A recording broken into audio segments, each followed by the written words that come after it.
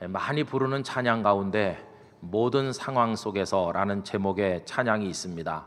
모든 상황 속에서 주를 찬송할지라 이렇게 시작이 돼요.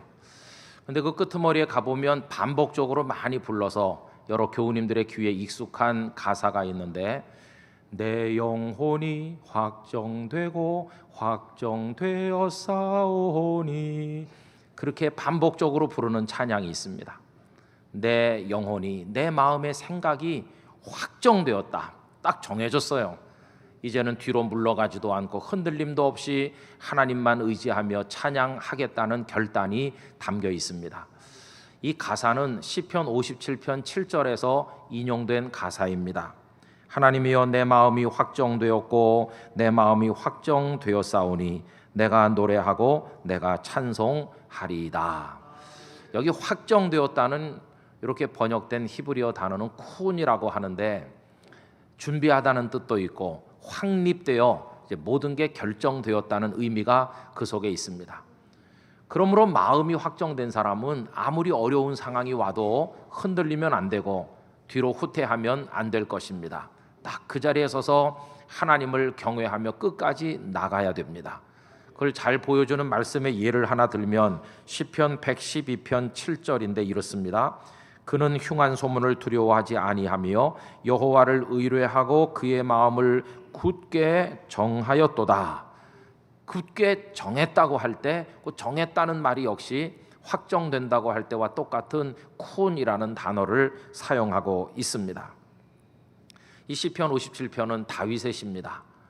다윗이 마음이 확정된 상태로 하나님 앞에 올려드린 것입니다. 그러면 그가 이 시를 지을 때 상황은 어떠했을까요? 57편의 표제어를 보면 금방 알 수 있는데 다음과 같습니다. 다윗이 사울을 피하여 굴에 있던 때에 지은 노래라고 되어 있습니다. 당시 다윗은 사울의 칼에 추격을 받고 생명을 장담할 수 없는 위태로운 지경에 있었습니다. 그가 얼마나 어려운 지경에 있는지를 57편 곳곳에서 말씀하는데, 예를 들어서 4절에 보면 다음과 같습니다. 내 영혼이 사자들 가운데에서 살며 내가 불사르는 자들 중에 누웠으니 곧 사람의 아들들 중에라. 그들의 이는 창과 화살이요 그들의 혀는 날카로운 칼 같도다. 이런 위협 속에서 아마도 아둘람 굴이나 엔게디 황무지에 있는 굴에 은신하고 있을 때 이 시를 지었으리라는 것을 알 수 있습니다. 아주 위험하고 어려운 처지지만, 하나님, 제가 마음을 정했어요. 이제는 더 이상 흔들리지 않기로 하나님만 의지하고 찬양하며 살겠습니다. 이렇게 하나님께 고백을 올려드렸던 것입니다. 자, 그러면 마음이 확정되었다고 했는데 다윗은 그의 마음대로 끝까지 하나님만 의지하면서 흔들림 없는 삶을 살았을까요? 아니면 그렇게 하지 못했을까요? 참 불행한 것은 다윗은 그의 마음을 꺾게 되었다는 것입니다. 그런 시간이 여러 날 지속이 되던 그때 다윗은 생각했습니다. 아무래도 내가 이스라엘 영토 안에 있다가는 언젠간 사울에게 붙들 일이라. 그러니 국경을 넘어 블레셋으로 망명하는 것이 안전하지 않겠나 생각을 했습니다. 그런 상황에 대해서 사무엘상 27장 1절 이하가 말씀하고 있습니다. 다윗이 그 마음에 생각하기를 내가 후일에는 사울의 손에 붙잡히리니 블레셋 사람들의 땅으로 피하여 들어가는 것이 좋으리로다. 사울이 이스라엘 온 영토 내에서 다시 나를 찾다가 단념하리니 내가 그의 손에서 벗어나리라 하고, 다윗이 일어나 함께 있는 사람 600명과 더불어 가드 왕 마옥의 아들 아기스에게로 건너가니라. 그래서 블레셋으로 망명했습니다. 그의 이 망명의 배후에는 심사숙고하는 시간이 있었을 것입니다. 그리고 나름대로 합리화하는 마음도 있었겠지요. 이것은 2보 전진하기 위한 1보 후퇴에 불과하다. 상황이 변화되면 나는 다시 돌아올 것이다 생각을 했을 것입니다. 그러나 어떻게 합리화하고 변명을 하든지 간에 부인할 수 없는 사실은 내 마음이 확정되었다고 했던 그때와는 동떨어지게 그 마음의 결심을 꺾은 것만은 틀림없다 하는 것입니다. 여러분, 그가 마음을 꺾고 블레셋을 의지해서 망명에 들어간 결과 그의 삶이 안전하고 평온했느냐? 그렇지 않습니다. 생각지도 못했던 위기들이 그에게 다가오는데 얼마 지나지 않아서 이스라엘과 블레셋이 전면전을 벌이게 되자 이 블레셋 왕은 다윗을 그 치열한 전쟁터 맨 앞에 내세워 이스라엘과 싸우도록 만들 생각을 가지게 됐습니다. 여러분, 장차 이스라엘의 왕이 되어 그들을 건져내야 될 그런 사람으로 선택된 다윗이 블레셋의 갑옷을 입고 블레셋 왕의 깃발 아래서 동족을 향해 칼을 겨눈다면 입이 100개라도 나중에 자신이 왕이 될 자격이 있음을 이야기할 수 없는 게 아니겠습니까? 아주 곤란한 상황에 그가 처하게 됐습니다. 하나님께서 그를 불쌍히 여기셔서 그 곤란한 지경에서 그를 건져주심으로 전쟁터까지 거의 갔던 그가 다시 회군하여 돌아오도록 그를 모면하게 해주시기는 했습니다마는, 그러나 또 다른 위기가 그를 기다리고 있었습니다. 전선에 나갔다가 싸우진 않게 되어 다시 돌아오게 됐는데 자기들의 처자식이 있던 시글락 성에 도착해 보니 그동안에 아말렉이 급습을 해서 처자식을 모두 다 잡아간 것을 알게 됐습니다. 다윗을 따르던 수백 명의 사람들의 마음이 크게 낙심했습니다. 다윗이 장차 왕이 될 걸 기대하면서 따라다녔는데 처자식도 지킬 수가 없게 됐구나. 그들이 절망하고 분노한 나머지 다윗을 죽이려고 돌을 들어서 치려고 했는데, 그때 그 다윗의 어려운 지경을 성경은 이렇게 간단하지만 분명하게 말하고 있습니다. 다윗이 크게 다급하였다. 여러분, 이런 위기를 만나게 된 원인이 뭘까? 그가 마음을 꺾고 떠났기 때문이었습니다. 교우 여러분, 우리는 어떻습니까? 우리도 이 세상을 살면서 이런저런 크고 작은 결심들을 많이 해서 나 스스로 다짐할 때도 있고, 그 중에 상당한 부분은 하나님께 기도를 통해서 아랠 때도 있습니다. 하나님, 저의 마음이 이렇게 정해졌습니다라고. 그런데 우리 교우님들은 그 결심을 얼마나 지키면서 살아오고 계십니까? 우리는 너무나 연약합니다. 저는 저의 결심을 제대로 지킨 게 하나도 없다고 말해도 과언이 아닙니다. 늘 흔들리고 마치 바람에 흔들리는 갈대와 진배 없는 것이 우리들의 모습인 것입니다.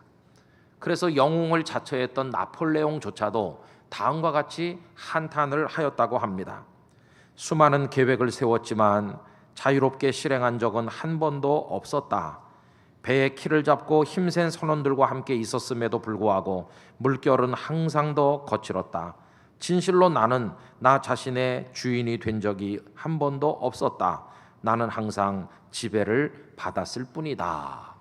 여러분, 이 어찌 나폴레옹만의 탄식이라고 말할 수가 있겠습니까?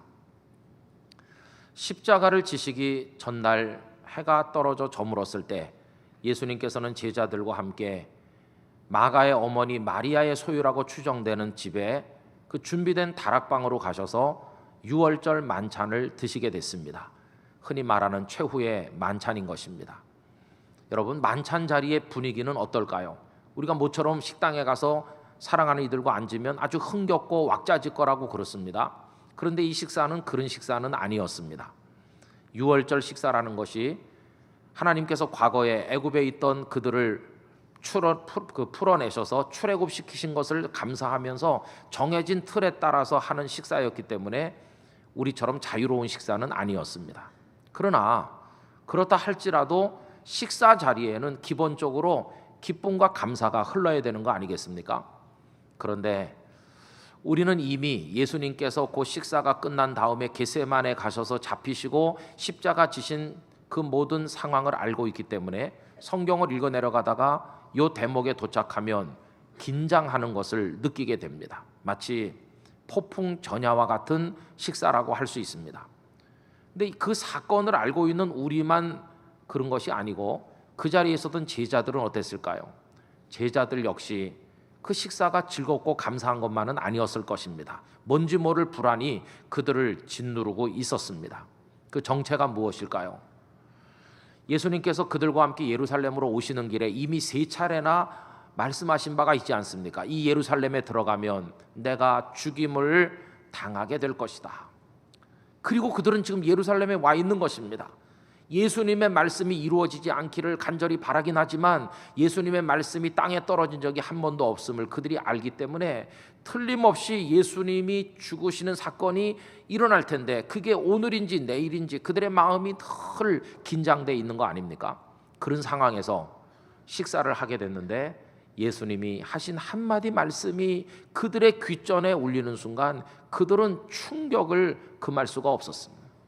그 충격적인 한마디 말씀이 다름 아닌 18절 말씀인 것입니다. 다 앉아 먹을 때에 예수께서 이르시되 내가 진실로 너희에게 이르노니 너희 중에 한 사람 곧 나와 함께 먹는 자가 나를 팔리라 하시매. 여기 판다고 번역된 파라디돔이라는 단어는 파라라는 전치사와 디돔이라는 동사가 합성된 것입니다. 파라는 전치사로서 여러 가지 뜻이 있는데 반대쪽에 그런 뜻도 있습니다. 디돔이라는 동사는 주다, 넘기다 그런 뜻이 있습니다.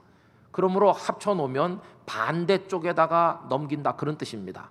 반대쪽 어디요? 예수님의 반대쪽, 예수님의 적대자들에게 예수님을 넘겨준다, 즉 배신한다는 뜻입니다. 그 얘기를 듣는 순간 드디어 예수님이 배신을 당하시고 우려했던 사건이 주님이 죽으신다는 게 다가왔구나. 그들이 얼마나 놀랐을까요?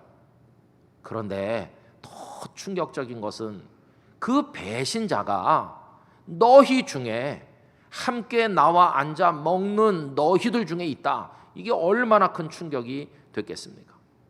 여러분 한번 상상하셔서 우리가 그 자리에 앉아 있는 제자 중에 한 사람이었다고 생각을 해보십시오. 제자들의 얼굴 표정이 어땠을까? 어떤 사람은 두 눈을 부릅뜨고 어떤 사람은 한숨을 쉬고 그러지 않았을까? 여러분 상식적 반응을 우리가 생각을 해본다면 이렇게 말하는 사람이 있을 수도 있겠죠. 주님 너무하세요. 아니 우리 중에 배신자가 있다니. 저 바깥에 있다면 모르지만 우리가 누굽니까? 주님 한 분만 바라보면서 지금까지 왔는데 그 너무 섭섭한 말씀 아닙니까? 이렇게 항변할 수도 있겠고요. 어떤 사람은 옆구리 툭 치면서 자네 혹시 배신자인가? 이렇게 옆에 사람에게 의심의 눈초리를 보낼 수도 있는 거 아니겠습니까? 여러분 어떤 사건이 벌어졌다고 칩시다. 범인이 누구냐? 아무도 모를 때, 혹은 어떤 일이 벌어진다는 걸 알긴 아는데 아직 그 저지를 범인이 누군지 알려지지 않았을 때 사람들은 어떤 반응을 보이나요?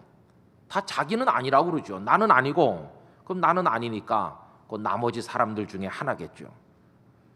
이 제자들도 이 상황에서 자신을 제외한 11명의 얼굴을 하나하나 보면서 저 사람인가? 이 사람인가? 이렇게 의심하는 게 마땅하지 않았겠습니까? 그런데 여러분 참 이상한 게 있어요. 그날 그 제자들이 보인 반응은 나머지 11명 중에 한 명이 배신자겠지 이렇게 생각한 반응이 아니었다는 것입니다. 그럼 제자들의 반응이 어떻습니까? 19절 말씀을 다시 한번 보십시오. 그들이 근심하며 하나씩 하나씩 나는 아니지요 하고 말하기 시작하니. 여러분 이상하지 않습니까? 나는 당연히 아니지. 내가 왜 예수님을 배신해? 11명 중에 한 명이겠지. 이렇게 생각하는 게 당연한 건데 이 제자들은 참 이상하게도 선생님 저는 아니겠죠 설마? 이렇게 물어본다는 겁니다. 아니 자기 마음을 자기가 알아야지. 이걸 왜 예수님께 물어봅니까? 여러분 왜 이런 질문을 했을까요? 그것은 이 제자들이 자기도 자기를 모르기 때문인 것입니다. 지금 같아서는 절대 예수님을 배신할 리가 없고 끝까지 나는 예수님 사랑해. 지금 같으면 그래요. 내 마음은 확정되었다. 난 주님만 사랑해. 그런데 나 자신이 내 마음을 장담할 수 없어요. 막상 예수님이 끌려가 죽는 사건이 벌어지는 현장에 있을 때 그때는 내가 어떻게 변질될지 나도 내 마음을 모르는 겁니다. 가만히 보니 내 마음 속에도 배신자가 될 수 있는 가능성이 숨어 있다. 이걸 각자가 아는 겁니다. 그래서 두려운 마음으로 저는 아니지요? 이렇게 확인하는 겁니다. 여러분 그들이 스스로 자기 마음을 들여다보면서 나도 지금 같아서는 아니지만 앞으로 상황이 달라지면 배신자가 될 수도 있다는 그 가능성이 내 마음속에 있음을 그들 각자가 알았기 때문에 예수님께 이런 질문을 했는데 그들의 우려는 우려로 끝나지 않고 현실로 나타났어. 여러분, 12명이 전부 다 은을 받고 예수님을 팔아넘긴 가룟 유다와 똑같은 죄를 지은 건 아니지만 유다는 팔아넘겼고 겟세마네 동산에서 예수님 체포됐을 때 나머지 11명 다 예수님 버리고 자기 살 길 찾아 도망갔으니 이 역시 배신이 아니고 뭐겠습니까? 배신의 양상이 조금 다를 뿐이지 그들 모두는 다 배신자였다는 사실을 알 수가 있다고 하는 것입니다. 자, 그럼 여러분, 우리는 이런 대목을 읽으면 그 제자들이 형편없는 사람이구나 이렇게 그분들을 내려다볼 위험성이 있습니다. 그러나 여러분, 우리가 내려다보아도 좋을 정도로 그분들이 형편없는 분이었던 것은 아닙니다. 그분들이 본래 어떤 분들이십니까? 베드로, 안드레, 야고보, 요한, 예수님을 따르겠다는 한 가지 목표 때문에 오랫동안 살아왔던 터전을 내려놨습니다. 어부의 삶을 다 포기한 사람들이십니다. 그리고 가버나움의 세리였던 마태는 사직서를 제출하고 그 직장에서 나왔습니다. 다 일상을 포기하고 가족과 이별하고 오직 예수님 한 분 따라 나선 대단한 사람들이었어요. 더군다나 예수님 따라다니면 뭐 생기는 거 있습니까? 예수님께서 하신 말씀은 기껏해야 사람 낚는 어부 되게 주겠다는 약속 외엔 아무것도 없었습니다. 금가루 뿌리면서 따라오라고 유혹하신 게 아니었어요. 따라다녀 보니 예수님의 적대자들이 나타나 그분을 헐뜯고 비판하고 심지어 예수는 미쳤다는 소문까지 퍼지는데 자기들은 그 미쳤다는 선생님의 제자가 됐으니 그런 모욕과 멸시천대를 함께 받으면서도 따라다녔으니 3년 따라다닌 것만 해도 대단한 것입니다. 여러분, 우리 중에 누가 당장 내일 아침에 출근해서 사직서 내고 가족과도 작별하고 예수님 한 분 위에 살겠다 이렇게 나설 사람이 우리 중에 누가 있습니까? 그러니 이 제자들은 정말 대단하신 분들이세요. 이분들도 주님을 위해 살기로 마음을 확정했던 분들이었습니다. 다윗이 마음을 확정하듯이.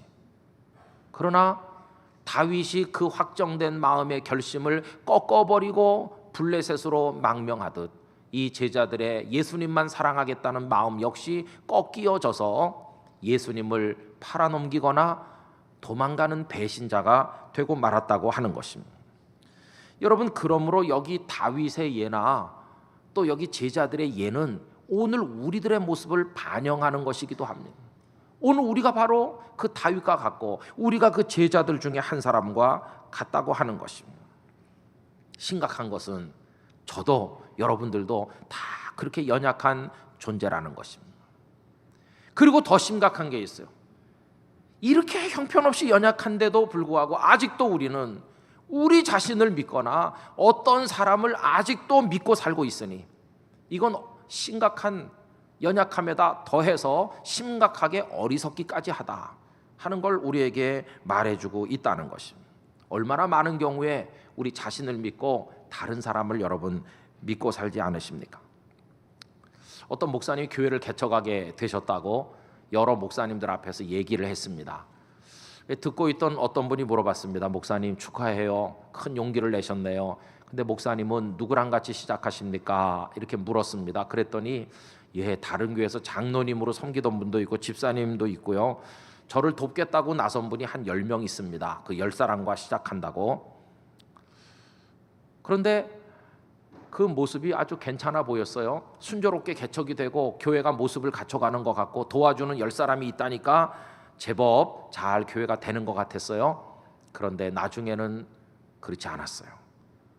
그분이 날 도울 분이 10여 명 있다고 말하던 그 자리에 연세 많으신 한 목사님께서 계시다가 우려 섞인 충고를 하셨는데 그분의 우려대로 되고 말았어요. 그날 그분은 이렇게 말했습니다. 목사님, 개척을 한다니 축하해요. 그러나 목사님을 돕겠다는 10사람 믿지 마세요. 틀림없이 앞으로 목사님을 힘들게 하고 그 교회를 자기 마음대로 좌지우지하려는 사람이 그 10여 명 속에 거기서 나올 겁니다. 그러니 목사님은 사람을 믿지 말고 하나님과 함께 시작하세요. 이렇게 충고했었는데 그 목사님의 우려대로 몇십 명 모이고 교회가 그래도 좀 되는 것 같을 때 역시나 그 10여 명 속에 있는 사람들이 교회를 어지럽게 하고 목회적 비전을 다 가로막는 일을 저지르게 된 것입니다.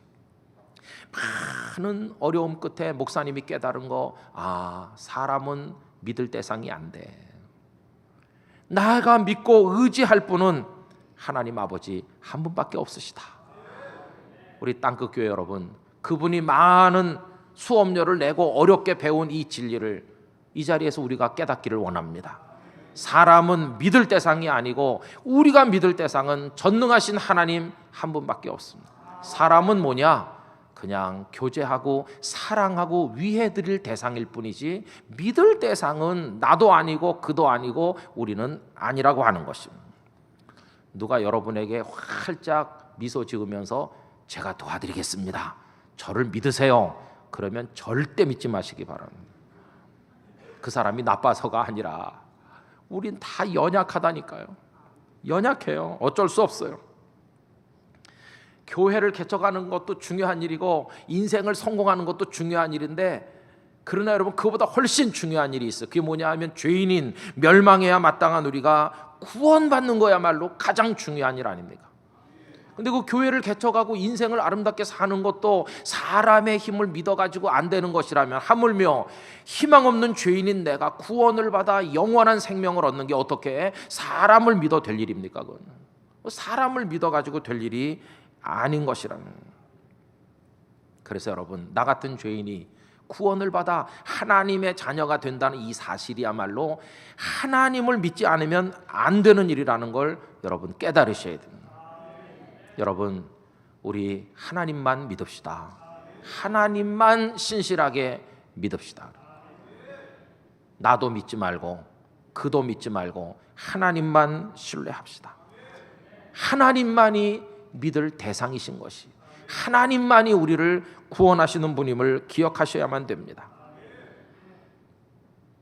그럼 왜 사람은 믿을 만한 대상이 아닌 반면에 하나님은 우리가 끝까지 믿고 의지할, 우리를 구원하시는 분이 되시는 것일까요?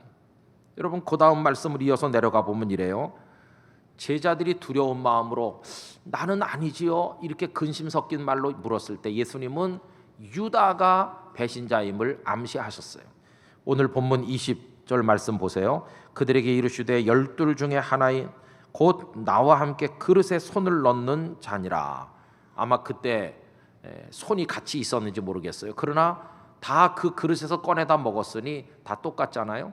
그런데 정확히 적혀 있는 말씀이 있습니다. 요한복음 13장 26절, 예수께서 대답하시되 내가 떡 한 조각을 적셔다 주는 자가 그니라 하시고 곧 한 조각을 적셔서 가룟 시몬의 아들 유다에게 주시니, 이 빵을 포도주에 적셔가지고 유다 앞에 딱 내미심으로써 유다가 그 장본인임을 드러내셨어요.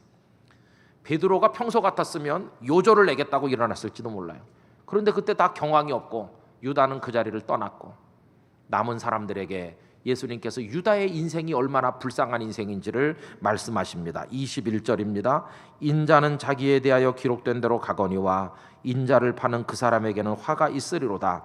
그 사람은 차라리 나지 아니하였더라면 자기에게 좋을 뻔하였느니라 하시니라.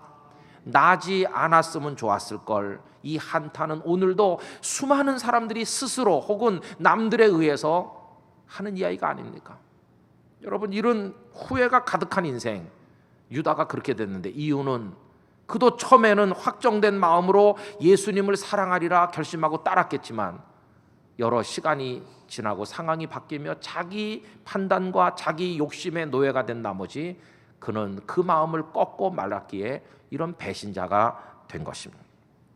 자, 그런데 여러분, 이 예수님의 말씀 속에 눈길을 끄는 대목이 있어요. 그게 뭐냐 하면은 인자는 기록된 대로 간다 하는 것이, 상황이 달라져도 시대가 변해도 나 메시아로 이 땅에 온 나는 내게 주어진 길을 끝까지 간다.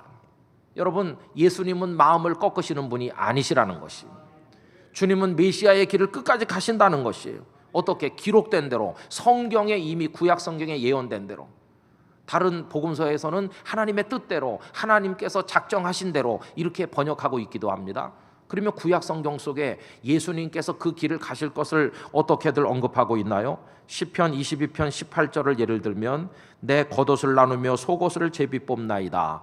로마 병정들이 예수님의 옷을 제비 뽑을 일이 다 예언돼 있잖아요. 또 여러분 좋아하시는 이사야 53장 4절로 6절 다 같이 읽어보실까요? 그는 실로 우리의 질고를 지고 우리의 슬픔을 당하였거늘 우리는 생각하기를 그는 징벌을 받아 하나님께 맞으며 고난을 당한다 하였노라. 그가 찔림은 우리의 허물 때문이요 그가 상함은 우리의 죄악 때문이라. 그가 징계를 받음으로 우리는 평화를 누리고 그가 채찍에 맞음으로 우리는 나음을 받았도다. 우리는 다 양 같아서 그릇 행하여 각기 제 길로 갔거늘 여호와께서는 우리 모두의 죄악을 그에게 담당시키셨도다. 할렐루야. 구약에 기록된 대로 예수님은 메시아의 길을 쭉 가시는 거예요. 그래서 갈릴리에서 남쪽으로 내려오셔서 예루살렘에 들어가셨습니다. 나귀를 타고 그 죽음이 기다리는 성으로 쑥 들어가셨습니다. 흔들리거나 뒤로 물러가지 않으시고 그 마음을 꺾지 않으시고, 그리고 적대자들이 우글거리는 성전으로 들어가셨습니다. 그리고 여기 식탁 자리에 오셨고 이제 겟세마네 골고다를 통과해서 무덤에 내려가셨다가 부활 승천하셔서 하나님 보좌에 앉으시기까지 당신의 메시아의 길을 흔들리지 않고 가신 분이 예수님이십니다. 여러분, 예수님께서 그 길을 쭉 가셨다는 사실이 우리에게 뭘 말해줍니까? 그 구원의 대프로젝트를 세우시고 추진해 가시는 하나님의 마음속에 있는 저와 여러분을 향한 조금도 변함없는 일관된 사랑을 우리들에게 증언해 주는 것입니다. 하나님은 저와 여러분을 구원하기로 작정하셨습니다. 그리고 선지자들을 통해 메시아가 오실 것을 약속하셨습니다. 그리고 때가 찼을 때 메시아 예수님께서 오셨고 아까 말씀드린 것처럼 그 길을 꾸준히 걸으셔서 우리의 구주가 되시고, 그리고 오늘 성령님의 역사를 통해 그 구원의 진리를 믿게 되어 오늘 우리가 이 자리에서 예배를 드리게 된 거 아니겠습니까? 여러분, 하나님도 그 마음을 꺾고 또 마음을 버리고 수도 없이 뒤로 물러가셨다면 우리 구원받을 수 없었을 텐데, 우리 인생들은 수도 없이 확정된 마음을 저버리지만 하나님께서는 변함없이 우리를 사랑하심으로 우리가 구원을 받고 오늘도 하나님의 자녀로 이 자리에 있게 된 것입니다. 하나님은 당신의 구원 계획을 꾸준히 이루시고 그 무엇에도 방해받지 않으시고 그 어떤 어려움에도 취소하지 않으시고 우리를 반드시 구원하셔서 생명의 나라로 옮기실 것입니다. 하나님은 그런 분이십니다.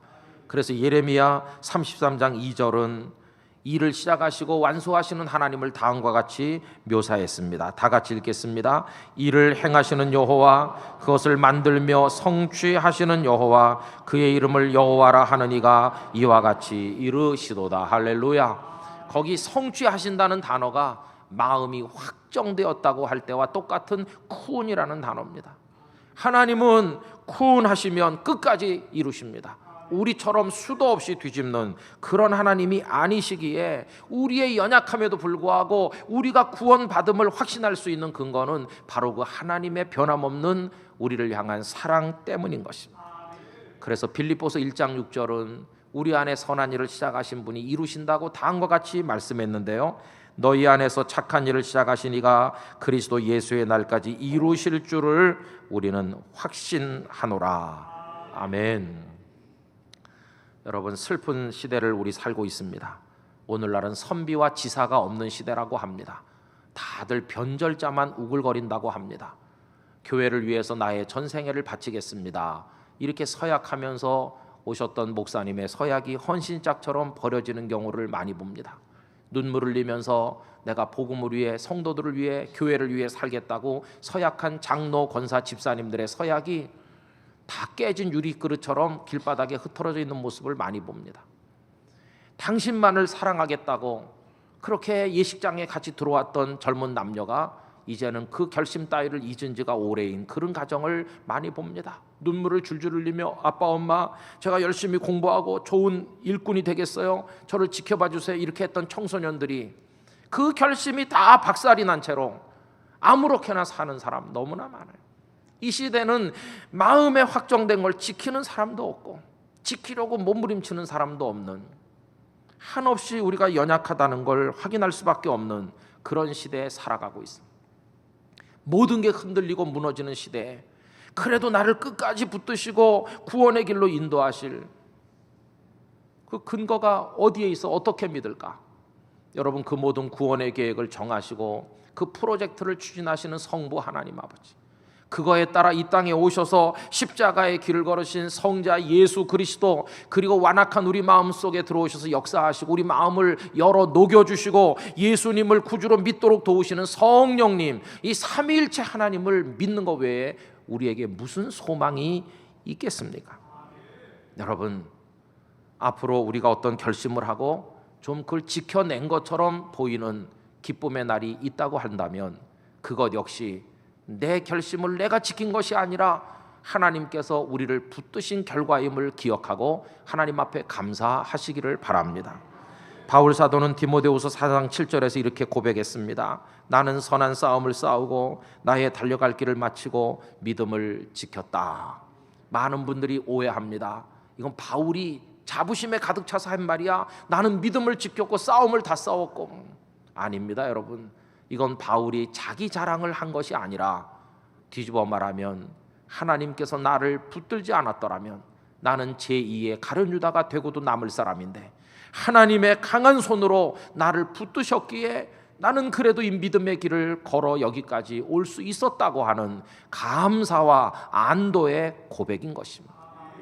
여러분, 이 가을에 무엇으로 우리가 감사할 수 있을까? 여러 가지 감사의 조건이 있겠지만 형편없는 나, 마음의 결심이 하루에도 수십 번씩 무너지는 나, 그런 나를 변함없는 사랑으로 꽉 붙드셔서 여기까지 이끌어오신 그 하나님의 구원하시는 은혜, 그거에 대한 감사보다 더 큰 감사가 어디에 있겠습니까?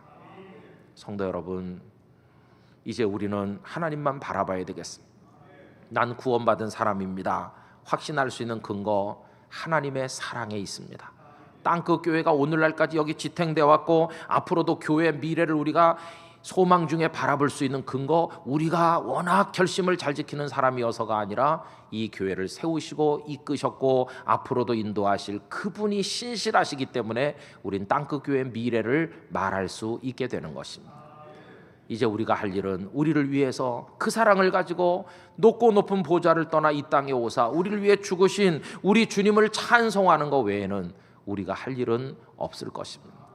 여러분의 마음속에 이 하나님의 사랑에 대한 감사가 흘러 넘치시기를 바라고, 흔들리는 시대에 흔들리는 우리 자신이지만 변함없는 주님을 꼭 붙들고 나가시기를 예수님의 이름으로 축원드립니다. 기도하겠습니다. 하나님 아버지, 한없이 흔들리고 확정된 마음조차 산산이 깨어져 부서지는 저희들이지만 하나님의 은혜로 여기까지 살게 하심을 감사합니다. 이제 하나님의 변함없는 사랑으로 구원받고 하나님의 일을 하게 될 줄로 믿사오니 주여 저희를 붙드시옵소서. 다 같이 한 목소리로 기도하겠습니다. 오 거룩하신 아버지 하나님, 우리의 마음이 확정되었다고 아무리 말해보았댔자 저희들은 흔들리고 또 흔들리는 연약한 존재에 불과합니다. 다윗도 그러했으며 제자들도 그러하였습니다.